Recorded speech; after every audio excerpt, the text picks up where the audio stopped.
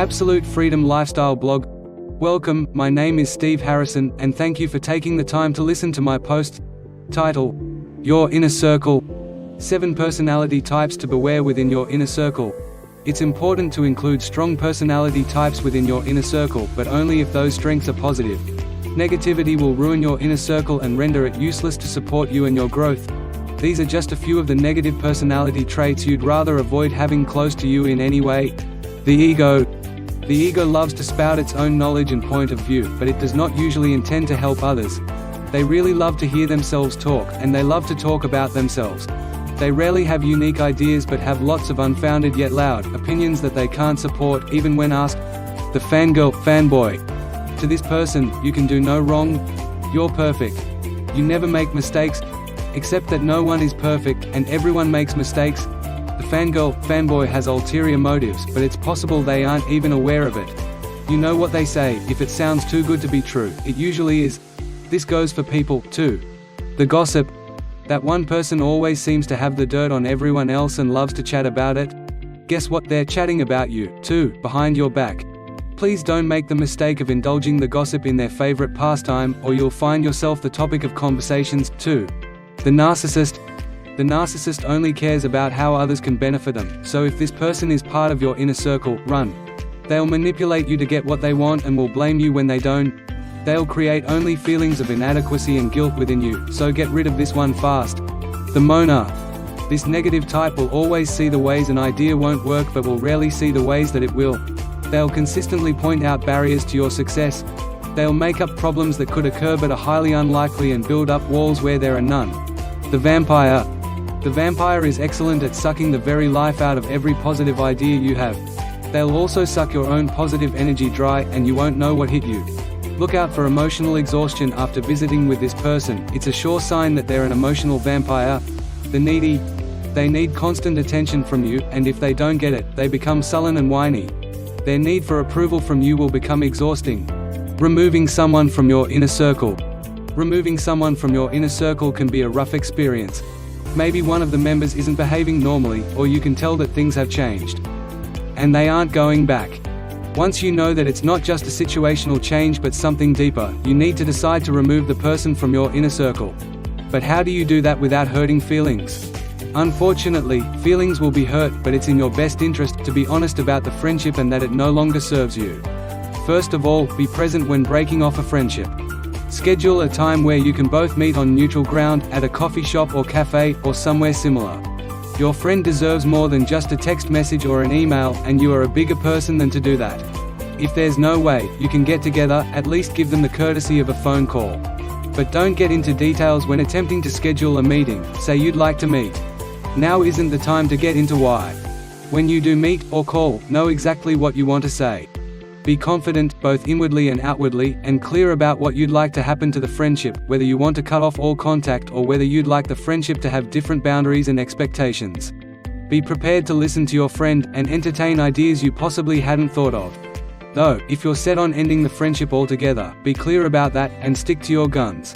Honesty truly is the best policy when you're dealing with ending a friendship or cooling it off for a bit. Approach your friend with love, if you are able, because that will make the words you say kinder and gentler.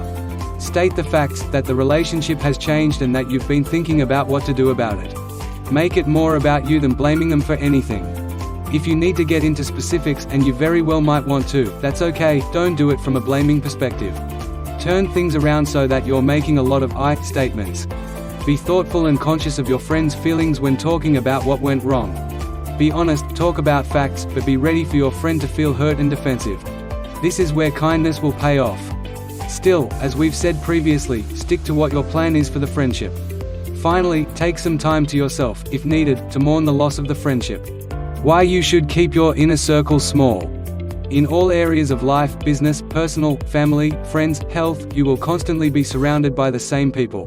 Those you live with, work out with, etc., will not change much over time. So you need to be sure you're surrounded by the best of the best. Choosing family and, to a certain degree, your co-workers is a limited proposition. But choosing your friends, that's totally and completely up to you to decide. Choose these people wisely, and when it comes to friendships, look for quality instead of quantity. As an adult reaches full maturity, they're much more apt to state that they would choose to have just a few close friends than a wide variety of acquaintances. There is a reason for this. As we live and grow, we want to have around us those who will challenge us to grow, too. But choosing those people takes time and trust. So it stands to reason that you'll spend your time honing in on the relationships that will serve you the best and are the most aligned with who you are, personally. For instance, someone who is very attuned to the earth and derives pleasure and encouragement from being outdoors will probably have very little in common with someone who lives in a big city and enjoys shopping and fancy restaurants. Neither of these is better or worse, and they are just not aligned with the other. In keeping your circle of influence tiny, maybe 4 to 6 people, only 2 or 3, you can create closer bonds with those people and come to rely on them when you need them. And in learning, reaching and growing, you will have times when you will need to call on them. When you have friends that understand what makes you up, what's important to you, and what your ultimate goals are in life, and who also reflect similar intentions, you build deep and lasting friendships full of support. This is why relationships with those in your inner circle are vital to your success and happiness. These are the people you will turn to in times of need and also in times of celebration. It only makes sense that you create a small but intimate circle around you that thinks the same way you do yet will challenge you when necessary. How to get others to help you. Reaching your peak is best done with the help of others. Nobody can do it alone. It would be best if you had support, mentorship at times, companionship, and friendship. None of that will be easy without knowing how to understand people first.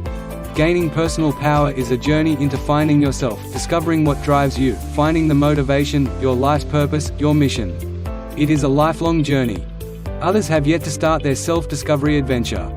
To get ahead and reach your goals, you will need people around you to support you and help you grow.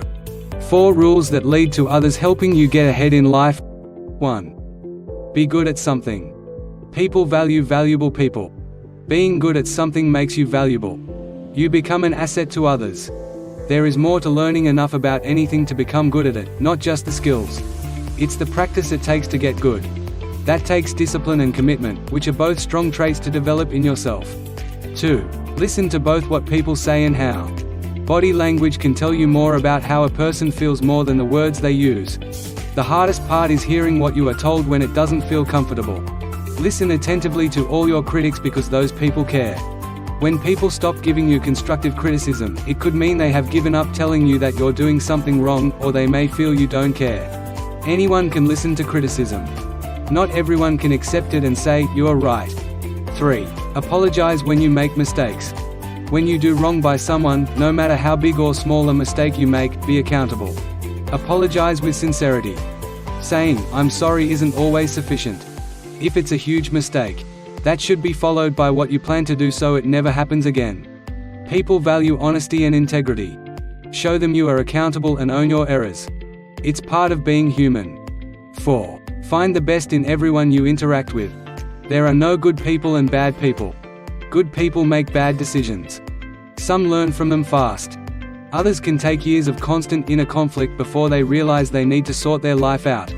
Pessimists can change their attitude, and people you feel have the worst intentions can surprise you. Be valuable, a good listener, accountable, and always look for the good in everyone. You will radiate positive energy, and that will make you approachable. Then, people will be open to helping you. Go do it. Thank you again for listening, and don't forget to subscribe and leave your comments below. Feel free to email me at steve.absolutefreedomlifestyle.com with any questions you have. See you at the next one. To your success. Steve Harrison, founder of Absolute Freedom Lifestyle. Investing in yourself is the key to living a life of meaning and purpose. And to me, it is the best investment that you could ever make for yourself. Start your new journey today by subscribing and receiving constant valuable content to live the absolute freedom lifestyle.